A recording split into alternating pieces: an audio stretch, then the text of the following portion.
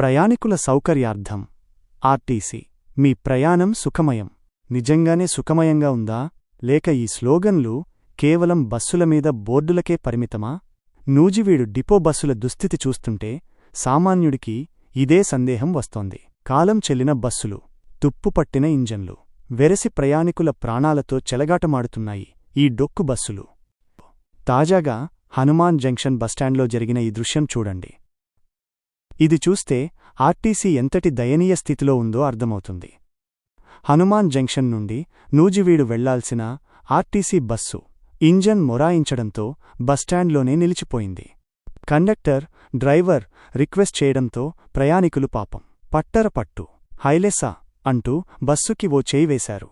కాని ఆ డొక్కు బస్సు మాత్రం నేను కదిలే ప్రసక్తే లేదని భీష్మించుకుని కూర్చుంది. దాదాపు 10 మందికి పైగా ప్రయాణికులు, ముఠా కార్మికులు కలిసి శక్తినంతా ధారపోసి నెట్టినా ఆ ఇంజన్లో చలనం లేదు. నూజివీడు డిపోలో ఇలాంటి కాలం చెల్లిన బస్సులు ఎన్నో ఉన్నాయి. అధికారులేమో ఏసీ రూముల్లో కూర్చుంటారు.